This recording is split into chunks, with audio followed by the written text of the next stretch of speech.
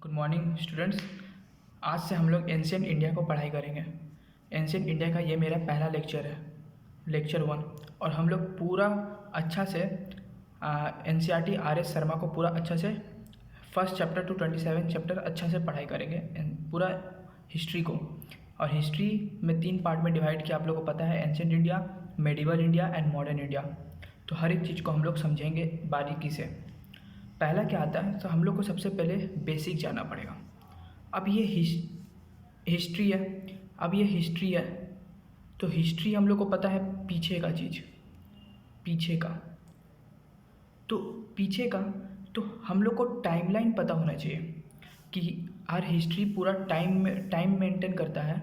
तो किस टाइम को हम लोग क्या कहते हैं, किस टाइम को हम लोग क्या कहते हैं, वो सब चीज़ के बारे में आपको अच्छा से पता होना चाहिए। तो बेसिक हम लोग को ये जानना है कि 2 चीज़ होता है, एक मेरा टाइमलाइन और एक मेरा सेंचुरी। टाइमलाइन और सेंचुरी क्या क्या होता है, तो पहले हम लोग जानते हैं टाइमलाइन के बारे में। तो टाइमलाइन हम लोग 2 कैलेंडर को बहुत अच्छे से जानते हैं। एक ग्रेगोरियन कैलेंडर। ग्रेगोरियन कैलेंडर क्या होता है, जो इंग्लिश कैलेंडर जिसमें हम लोग देखते हैं, इंग्लिश कैलेंडर जिसमें हम लोग देखते हैं जनवरी टू दिसंबर। जो हम लोग आजकल आज के बच्चा लोग सब जनवरी, हम लोग जैसे जनवरी, फरवरी, मार्च, अप्रैल, मई, जून, जुलाई, अगस्त, सितंबर, जनवरी टू दिसंबर, और अभी 2024 चल रहा है। एक कैलेंडर और होता है जो साकास कैलेंडर, जो हमारा इंडियन गवर्नमेंट का ऑफिशियल कैलेंडर हो है, मतलब सब कैलेंडर में जो इंडिया का इन्वेंटेड है, डिस्कवर्ड है, उसमें साका कैलेंडर को मेनली माना गया है। तो साका कैलेंडर, इसको हम लोग हिंदू कैलेंडर भी कहते हैं। तो साका कैलेंडर में मंथ्स हम लोग को पता है, मंथ्स कौन सा होता है, चैत्रिय, वैशाखा, ज्येष्ठा, असद, श्रवणा, भद्रा, अश्विना, कार्तिका, अग्रहायना, पौषा, मघा, फाल्गुना। PPT में PDF हम टेलीग्राम चैनल में दे दिया हूँ, अच्छा से देख लीजिएगा। अब इसका नाम ग्रेगोरियन ही क्यों रखा गया? बात है कि ये जो कैलेंडर है मेनली 2 तरीक़ा से आया है, दो पार्ट में डिवाइडेड है।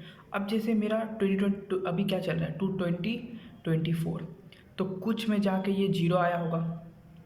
तो ये जहाँ 0 आया ना, वहाँ हुआ था जीसस क्राइस्ट का जन्म। इसको कहा जाता है जीसस क्राइस्ट का जन्म, means Jesus Christ, birth of Jesus Christ. तो 0 से लेकर 2024 तक कहा जाता है Christian era, birth of Jesus era. तो इस ये जो एरा में बहुत सारा जो पॉप होता है, जो हम लोग जैसे क्रिश्चियन के जो बड़े, जैसे हिंदू के बड़े क्या होते हैं, प्रीस्ट होते हैं, फिर हम लोग जैसे योगी होते हैं। तो जो क्रिश्चियन जो क्रिश्चियन में मानते हैं, उन लोग को कहा जाता है पोप। तो बहुत सारे पॉप लोग ने बहुत सारा कैलेंडर का डेवलपमेंट किया, डिस्कवर्ड किया, इन्वेंटेड किया। लेकिन उसमें से पॉप ग्रेगोरियन जो थे, पॉप ग्रेगोरियन जो पोप थे, उनका ही कैलेंडर को ज़्यादा मतलब वर्ल्ड का हर जगह उसको ज़्यादा मान्यता दिया गया। तो इसीलिए इसका नाम रखा गया ग्रेगोरियन कैलेंडर। ग्रेगोरियन कैलेंडर इस एरा को, जो 0 से 2024 तक है, इस एरा को हम लोग कहते हैं क्रिश्चियन एरा। और इसको हम लोग AD भी कहते हैं, जो हम लोग अभी की भाषा में जानते हैं AD या एनो डोमिनो। ये लैटिन वर्ड है, anno domini is a Latin word to present Christian era, Latin word to present Christian era. अब 0 आया है, लेकिन हम लोग को पता है कि जीसस क्राइस्ट से भी पहले तो दुनिया ख़त्म नहीं होगा, as there is a conclusion that world was born 6.75 billion years ago. तो उसके पहले का नाम दिया गया before Christ, before Christian era, BCE या BC, इसको कहते हैं हम लोग बिफोर क्रिश्चियन एरा। अब जैसे क्रिश्चियन एरा में बहुत सारा, मतलब बहुत सारे पोप ने कंट्रीब्यूट किया था।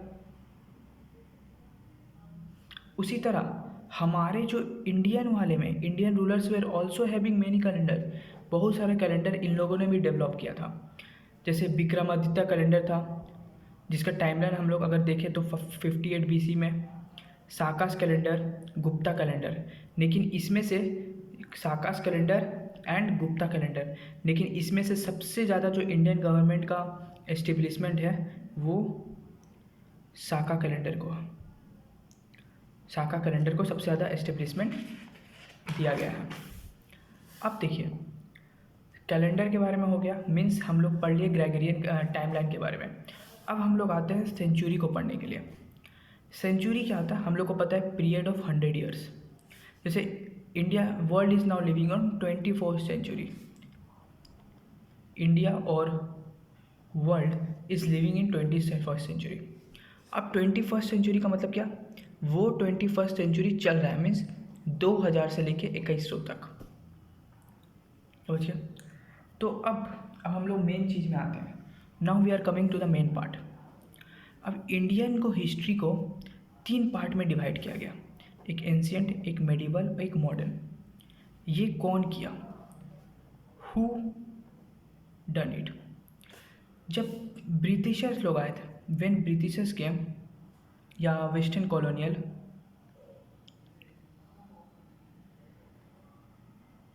Mainly in 19th and 20th century में, इन लोगों ने आके देखा कि इंडिया में पीछे बहुत सारा चीज़ हुआ है, तो इसी को वो लोग टाइमलाइन के हिसाब से बांट दिया कि इंडिया में पहले एंशिएंट चीज़ हुआ, फिर एक मेडिवल हुआ, फिर मॉडर्न। ये अर्लीस्ट टू 7th सेंचुरी तक वो लोग एंशिएंट लिखा। क्यों? क्योंकि 7th सेंचुरी के बाद 712 AD में मोहम्मद बिन कासिम जो एक अरबिक इन्वेडर था, मोहम्मद बिन कासिम जो एक अरबिक इन्वेडर था, वो इंडिया में इन्वेजन किया। तो उसी के हिसाब से जो वेस्टर्न कॉलोनियल जो हिस्टोरियन थे वो लोग सोचे कि अब एक न्यू इस्लामिक कल्चर इंडिया में डेवलप कर रहा है, तो उसी को ये एरा को दे दिया मेडिवल। अब आया मॉडर्न। अब अचानक मॉडर्न में कैसे चेंज हो गया, औरंगजेब थे, उनका डेथ हो गया तो आपका 1707 एनो डोमिनी में। तो इनके बाद वो लोग सोचे कि इस्लामिक इन्वेजन ख़त्म हो गया, मुग़ल रूल ख़त्म हो गया, तो इसलिए वो सोचे एक मॉडर्न एरा आ गया है 18th सेंचुरी ऑनवर्ड में। ये समय में इस पार्ट पे ये तीन चीज़ में डिवाइड किया गया, एक एंशिएंट, मेडिवल और एक मॉडर्न। अब हम लोग किसी चीज़ को समझते हैं, तो हम लोग किसी चीज़ को अगर समझना चाहते हैं तो उसके पहले रफ क्रोनोलॉजी में जाते हैं। अगर आप रफ क्रोनोलॉजी को समझ लिए तो सब चीज़ समझ लिए।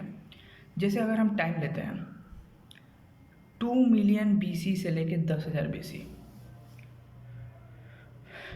टाइम, ये हुआ मेरा टाइम लाइन। जैसे हम लोग इंडियन में पाया जाता है कि ह्यूमन जो हिस्ट्री आया वो आया 2 लाख बिफोर क्राइस्ट से लेके 2 लाख साल पहले आया, लेकिन वर्ल्ड में माना जाता है कि ये 20 लाख साल पहले आया। इसलिए वर्ल्ड का माना जाता है कि 2 मिलियन BC से लेके 10,000 BC तक एक एज चला था, उसका नाम है पैलियोलिथिक एज। पैलियोलिथिक एज का मतलब पैलियो मीन्स ओल्ड और lithic means stone, old stone age. इसका नाम ओल्ड स्टोन इसी रखा गया क्योंकि यहाँ के जो पीपल थे वो बहुत प्रिमिटिव थे, नॉर्मल पीपल थे, एनिमल की तरह थे। उन लोगों से भी एक फायर आता था कि आग बना के खाना खाओ, और नॉर्मल स्टोन टूल्स यूज़ करते थे। ठीक है। अब आता है मेरा जो अब 10,000 के बाद 10,000 BC से 8,000 BC तक आता है मेरा मेसोलिथिक पीरियड। मेसो का मतलब मिडिल स्टोन एज। मेसो इसलिए नाम दिया गया, क्यों इसको डिफ़र किया इस एज से, इसलिए डिफ़र किया गया क्योंकि यहाँ एक माइक्रोलिथ स्टोन सिस्टम का भी डिस्कवर किया गया था। माइक्रोलिथ ये एक पीबल टाइप मटेरियल, इसका डिस्कवर्ड पीबल टाइप मटेरियल का डिस्कवर्ड हुआ था। अब हुआ 8,000 BC से 4,000 BC तक। इसमें क्या होता है, नियोलिथिक पीरियड। नियो का मतलब न्यू। इसमें हम लोग मेजोलिथिक में, मिडिल में और डोमेस्टिकेशन ऑफ एनिमल, क्योंकि अब जो माइक्रोलिथ आ गया डिज़ाइन, तो पॉलिश स्टोन टूल आ गया, जिससे अब फायर से जलाना सीख गया ह्यूमन लोग, तो अब पॉलिश स्टोन टूल से एनिमल को मारने भी सीख गए, उसको खिलाने भी सीख गए। तो हम लोग का डोमेस्टिकेशन भी हम लोग का इसी समय स्टार्ट हो जाता है, मेसोलिथिक में। लेकिन जो 8000 BC से 4000 से BC तक हुआ, उसको कहते हैं न्यू स्टोन एज पीरियड। इसमें क्या हो गया कि एग्रीकल्चर फर्स्ट फाउंड, एग्रीकल्चर का डेवलपमेंट हो गया। और ये जहाँ कहाँ पाया गया था, मेहरगढ़, इंडिया का मेहरगढ़ में पाया गया था, जो अभी पाकिस्तान में है। 7000 BC में मेहरगढ़, नाउ इन पाकिस्तान, पाकिस्तान में है ये मेहरगढ़ में। हम कमेंट में लिखो कि ये मेहरगढ़ पाकिस्तान का कौन सा प्रोविंस में है। कमेंट में बच्चे लोग लिखो कि ये मेहरगढ़ पाकिस्तान का कौन सा प्रोविंस में है। अब आता है 4000 BC। अब देखो एक चीज़, 4000 BC से लेके 1500 BC तक, क्योंकि पीछे हम लोग जा रहे हैं, तो इसको आता है चैल्कोलिथिक पीरियड। अब इसका नाम चैल्को इसलिए रखा गया क्योंकि यहाँ कॉपर पाया गया, copper discovered, copper was discovered. तो पूछेगा आपसे कोई फर्स्ट मेटल कौन डिस्कवर्ड किया गया था मैन के द्वारा, तो it was copper. Copper was the first metal discovered by man. अब आते हैं हम लोग प्री हिस्ट्री। अब देखिए ये जो पेलियो हुआ, मेजो हुआ, नियो हुआ, चाल्को हुआ, इस पीरियड को ऑर्गेनाइज्ड करके दिया गया प्री हिस्ट्री, मतलब हिस्ट्री के पहले, pre history. This people did not know art of writing, did not know art of writing. तो हम लोग को इसके बारे में पता कैसे किया, इन लोग को, दिस पीपल को जो मेन लोग थे यहाँ पर, जो ह्यूमन बींग थे, उन लोग को लिखना नहीं आता था। तो हम लोग इसको खोज कैसे किए, आर्कोलॉजिकल एविडेंस जो हम लोग को पता चला उसके हिसाब से हम लोग देखें। अब आता है जो BC 27,000 टू BC 1800, इस पीरियड में बहुत सारा डेवलपमेंट हुआ। इस पीरियड का नाम है इंडस वैली सिविलाइजेशन।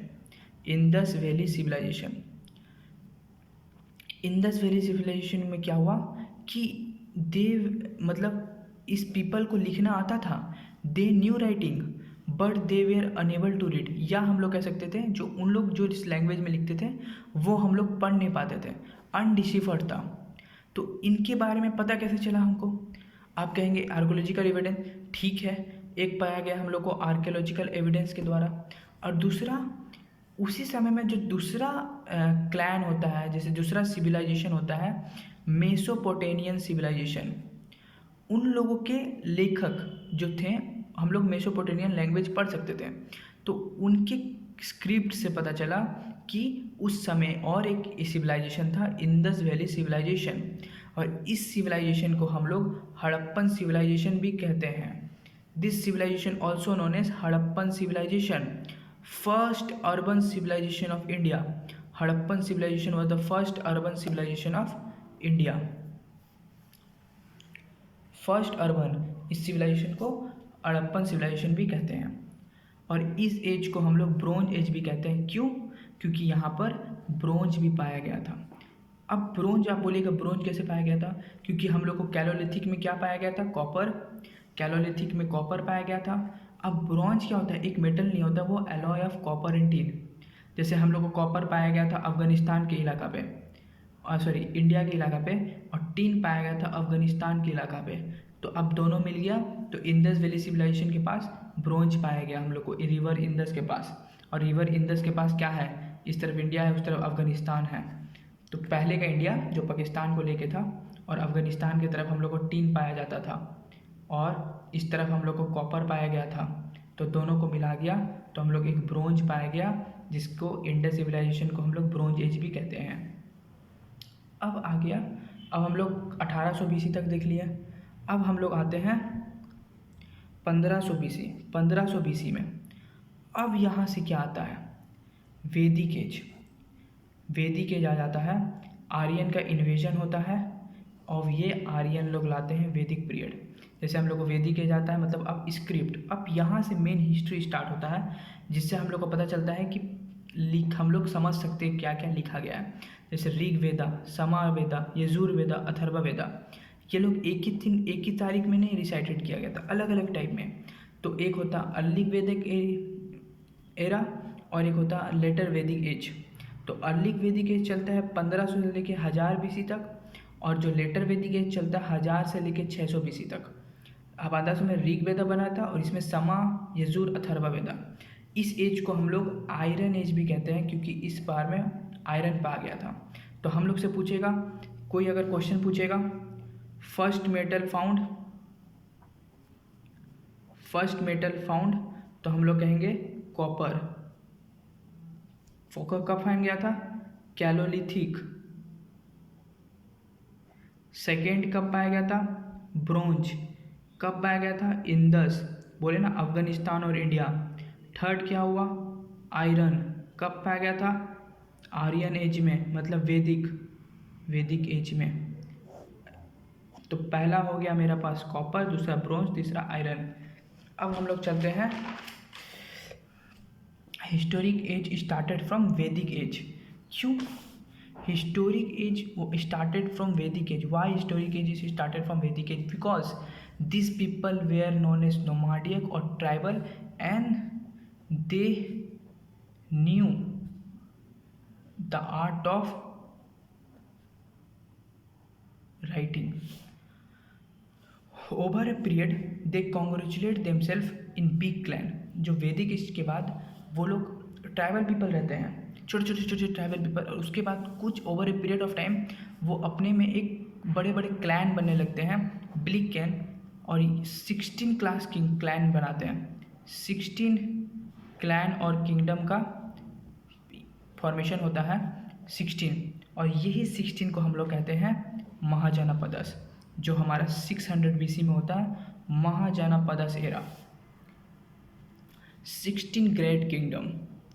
आप लोग को नोट्स मिल जाएगा मेरे टेलीग्राम चैनल में, डिस्क्रिप्शन में हम उसका टेलीग्राम चैनल का लिंक दे देंगे आपको, आप वहाँ से नोट्स कॉपी कर सकते हैं। मोस्ट इम्पोर्टेंट, उसमें से सबसे most important was Magadh kingdom. अब उस 16 में से एक मगध किंगडम था जो सबसे इम्पोर्टेंट था। अब उस मगध किंगडम में 4 फैमिली थे। हरियाणा का Magadh kingdom mainly out of this 16 kingdom, most important kingdom was Magad kingdom, and Magad kingdom was compromised of 4 family: Haryanka family, Shishuanga family, Nanda family, and Mauryan family. And out of this 4 family, Mauryan family was the most important, and they ruled over 321 to 800 BC. At this and during this time, an empire was established in India, which is known as the Mauryan Empire. इस Mauryan empire के 3 बड़े kingdom ruler थे। एक Chandragupta Maurya, whose successor was his son Bindusara, whose successor was his son Ashok Vardhan Maurya. अब Mauryan period के बाद क्या होता है कि जो हमारे 200 BC से हम लोग देखते हैं कि मतलब अशोका डाइड, अशोका जब मरते हैं 232 में, अशोका का जब मृत्यु होता है 232 BC में, अशोका एक वेरी स्ट्रॉन्ग पॉलिटिकल सिस्टम बना देते हैं पूरा इंडिया में, political and social economic system, और उसको चलाने के लिए स्ट्रॉन्ग किंग चाहिए होता है, स्ट्रॉन्ग किंग और रूलर। लेकिन उस तरह रूलर नहीं मिलने के कारण पोस्ट मौर्यन किंगडम में जो 200 BC से 300 BC AD तक चलता है, बहुत सारे डिसइंटीग्रेशन आता है, बहुत सारे मल्टीपल किंगडम का डेवलपमेंट होता है। नॉर्थ में अलग, नॉर्थ ईस्टर्न में अलग, नॉर्थ वेस्टर्न में अलग, साउथ में अलग, चारों इलाका में अलग अलग किंगडम आ जाते हैं। तो इसी को हम लोग कहते हैं India was disintegrating into multiple kingdom during the post Mauryan kingdom. But another golden period comes into in India, that was about 300 AD to 600 AD, which was ruled bye, जिसके द्वारा रूल किया जाता है गुप्ता किंगडम के द्वारा। ये गोल्डन पीरियड कहलाता है इंडिया का। इनके इनके Gupta kingdom was the most golden period of Indian ruler after the post Mauryan. तो इनके बड़े बड़े 5 रूलर रहते हैं। एक होता है चंद्रगुप्ता द फर्स्ट, जो 319 AD से चलते हैं, समुद्रगुप्ता, चंद्रगुप्ता 2, कुमारा गुप्ता एंड स्कंदा गुप्ता 467 AD से। It was the golden period which was full, मतलब complete India was ruled by the Gupta kingdom. अब 600 AD ऑनवर्ड के बाद पोस्ट गुप्ता का समय हो जाता है। सेम उसी तरह जो पोस्ट मौर्यन पीरियड में होता है, पॉलिटिकल डिसइंटीग्रेशन होने लगता है। जैसे नॉर्थ में हम लोग देखते हैं राजपूत का कंप्लीट रूल आ जाता है, चौहानास, गढ़वाल, प्रतिहारास, इस्लामिक इन्वेजन होने लगता है स्टार्टेड। मोहम्मद बिन कासिम जो अरबिक रूलर था 712 AD में आ जाता है। मोहम्मद महमूद बिन गजनी आ जाते हैं। साउथ इंडिया में छोलास, पल्लवास और राष्ट्रकूटास का डेवलप एस्टेब्लिशमेंट होने लगता है। तो यहाँ तक हमारा पूरा रफ क्रोनोलॉजी था। अब जैसे हम लोग समझना चाहते हैं, if you want to understand कि अब हम लोग जानेंगे जीरो के बाद क्या होगा, -1 -2 जो 600 से 1500 तक था, इसको हम लोग कहते हैं वैदिक पीरियड। तो हम लोग कैसे कहते हैं, Vedic age was from 15th century BC to 60th century BC। ये अपोजिट वे में चलता है, 15th सेंचुरी BC से 6th century BC before Christ. तो इसका मतलब होता है ये बिफोर क्राइस्ट। अब हम लोग मेनली फोकस करेंगे NCERT जो RS शर्मा से होता है। तो वी विल फोकस, मतलब हम लोग कैसे पढ़ेंगे, हर एक एरा, हर एक पीरियड का पॉलिटी को जानेंगे, सोसाइटी को जानेंगे, उसके इकोनॉमी को जानेंगे, अगर और हो तो आर्ट एंड आर्किटेक्चर को जानेंगे। तो importance of ancient Indian history, ये NCERT का फर्स्ट चैप्टर है। मतलब इस समय एंशिएंट इंडियन हिस्ट्री में क्या क्या होता है, जैसे हम लोग अब देखिए इंडिया में क्या बहुत सारा अभी क्या होता है कि अब NCERT माना जाता है। जैसे कोई गवर्नमेंट अभी NCERT बोलता है कि अब हम लोग को हिंदू कल्चर को लाना पड़ेगा, औरंगजेब को पूरा हिस्ट्री से हटाना पड़ेगा। क्यों? अब जैसे ब्रिटिशर्स लोग जो वेस्टर्न कल्चर था वो लोग को हावी मांगता था हम लोग के कल्चर के ऊपर, इसलिए उन लोगों ने हड़प्पन सिविलाइजेशन था हम लोग के पास, सब था, लेकिन उन लोग ने हम लोग को छोटा दिखाने के लिए वेस्टर्न कल्चर को हाईली हिस्ट्री में लिखा।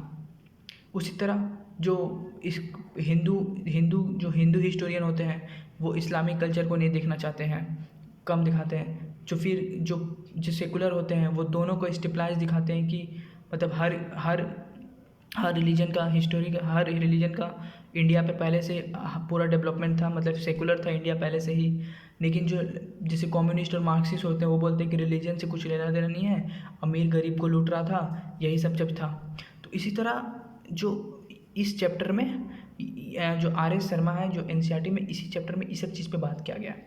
जैसे पहला चैप्टर में बात किया गया है development of culture, ethnic groups such as Aryans, Indo Greeks, Turk contributed to the Indian social system, art and architecture. मतलब कल्चर का डेवलपमेंट हुआ, कैसे कैसे हुआ, जो आर्यन आए, जो इंडो ग्रीक आए हुए थे हम लोग के पास, जो टर्की से टर्क आए हुए थे, वो लोगों ने सोशल सिस्टम और आर्ट एंड आर्किटेक्चर पे बहुत ज़्यादा कंट्रीब्यूट किया, उस हिसाब से हम लोग के कल्चर का डेवलपमेंट हुआ।